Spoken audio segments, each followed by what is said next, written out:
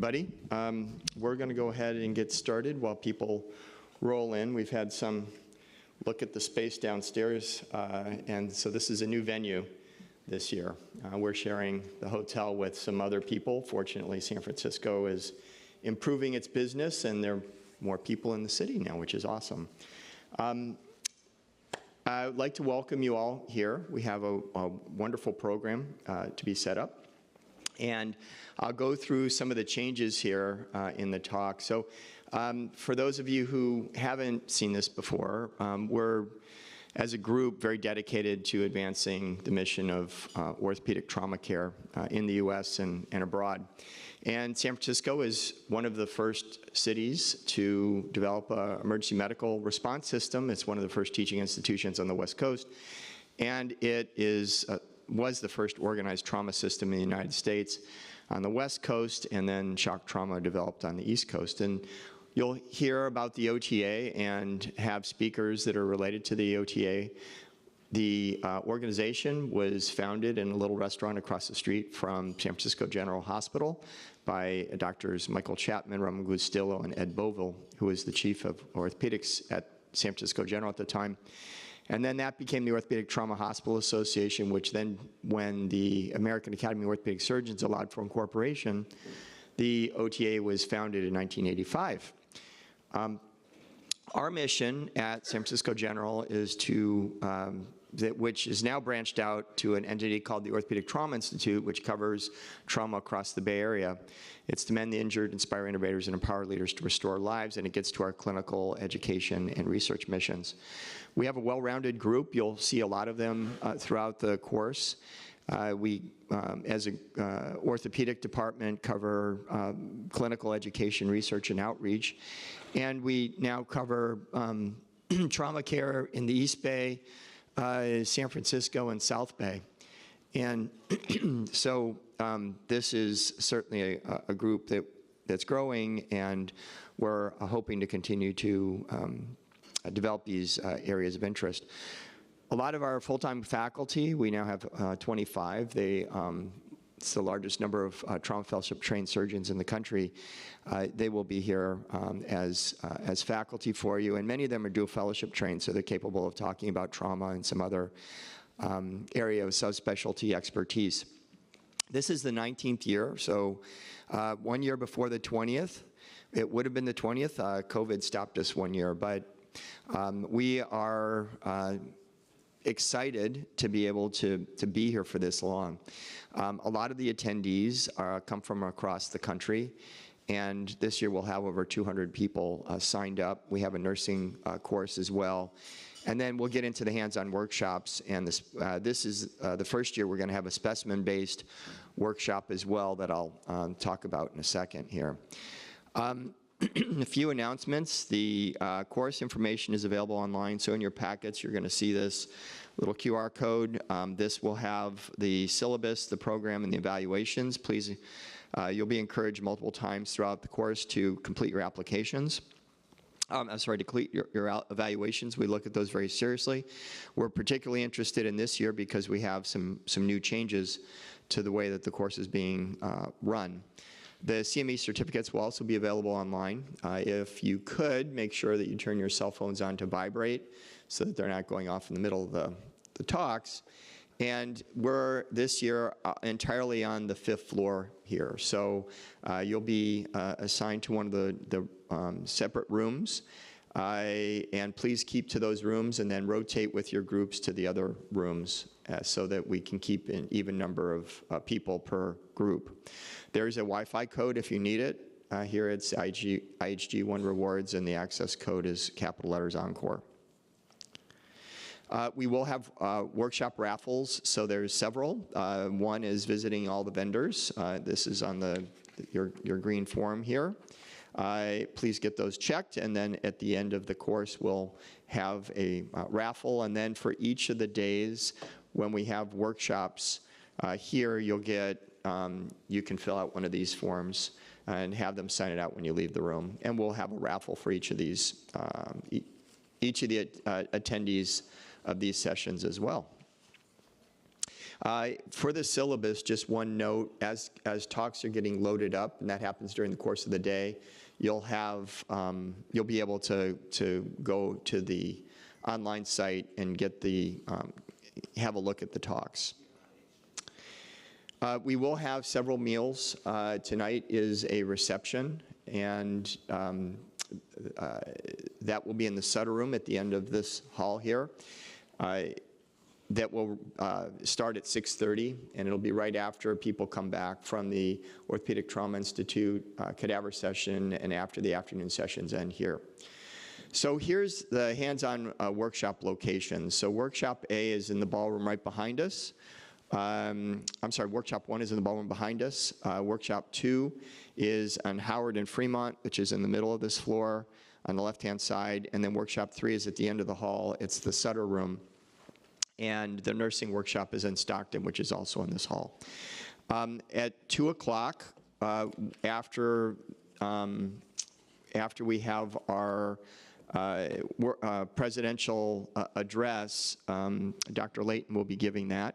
We will have some of the group that hasn't signed up for the cadaver sessions. They'll stay here. We'll have case-based discussions. And then the other parts, the other group that has signed up for it will load up on a bus and go over to the Orthopedic Trauma Institute, super exciting venue, and we'll have hands-on workshops there. So there'll be a Sawbones lab and a cadaver workshop there. We did get sponsorship for the lab. So at this point, anyone who is interested, and I'll make an announcement as well because there's still some spaces left in there, can sign up and go to the lab for free. And I would highly recommend that. There's a limited number of spaces, so if you're interested, just walk over to the front desk and let Aaron Simon know. And those of you who have paid, we're going to refund the money for that because, again, we have sponsorship for the lab this year, which is wonderful by Stryker and Synthes. So this is what the off-site specimen-based lab will look like. It's in Pride Hall, which is our new home, the Orthopedic Trauma Institute.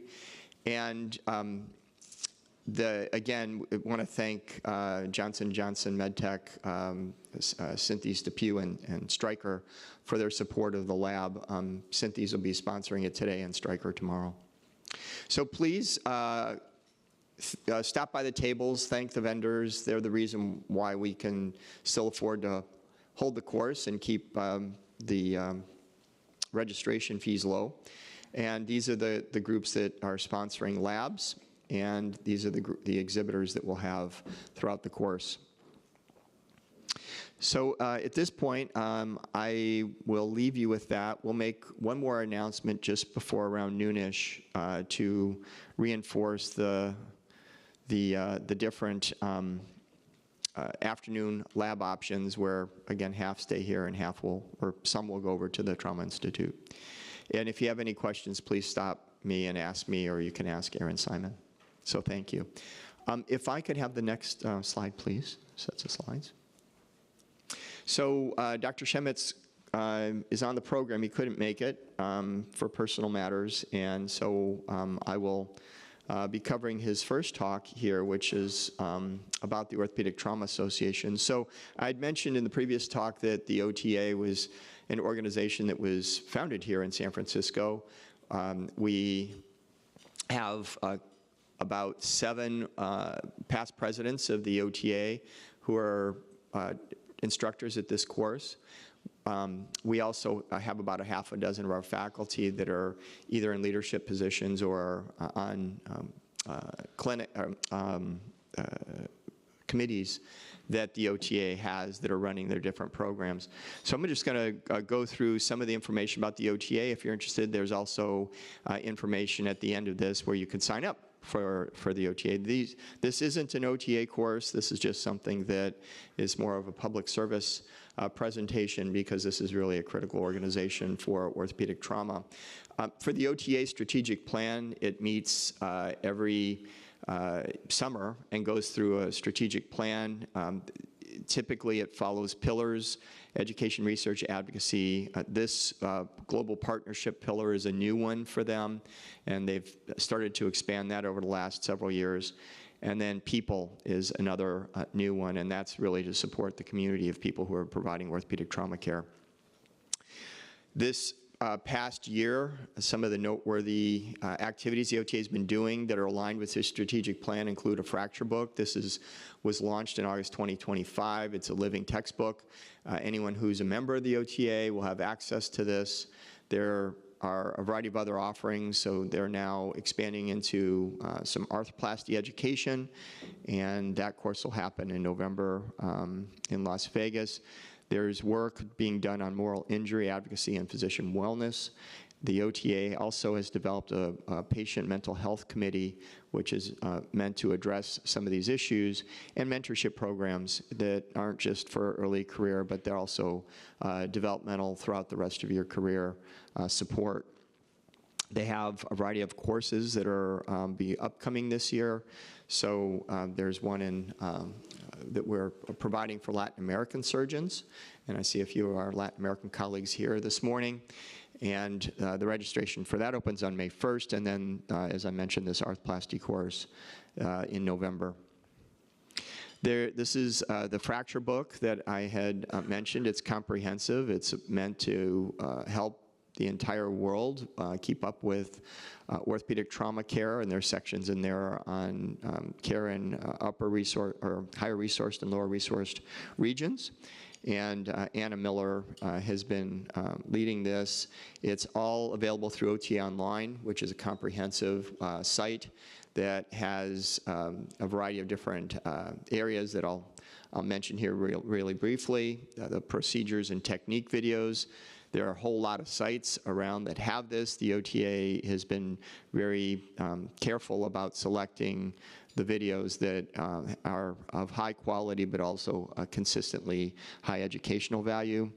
The core curriculum, for those of you who would like to review basic information on orthopedic trauma, is on the website. There's a podcast, and this can be downloaded. So there's been over 100,000 downloads so far since we started this program. Those of you who do research, there are member research grants that are available that are offered twice a year for residents, and then for some of the other opportunities, including international grants, we have developed programs for that. And then there are webinars. For OTA members, they're free, and for non-members, there's a nominal fee for those. The Global Relations Committee, so we do a lot of work here at within our department at UCSF. We've got an Institute for Global Orthopedics and Traumatology that represents a lot of, as an umbrella organization, a lot of our work that we're doing. The OTA, we collaborate with them on a variety of these things. There's some absolutely exciting things that are happening over the next year, including the triennial meeting of the International OTA. And this is a group of societies that is now at 27 around the world. A little plug for the Phoenix meeting in 2025. That'll be October 15th to 18th, and shortly after that meeting, there'll be the combined second triennial meeting for the International OTA, and abstracts for that close on the next Monday. This is really going to be an exciting venue. So you're invited to join the OTA. There's, as I reviewed, there's a lot of opportunities for participation. And we have two deadlines, May 15th and November 15th. And if you're interested, you can have easy access to the application. Here's the QR code for that. So at this point, I want to thank you all for doing this. And we'll have Shep Hurwitz come up and give us an update on what's going on with the American Board of Orthopedic Surgery and maintenance of certification. Thank you.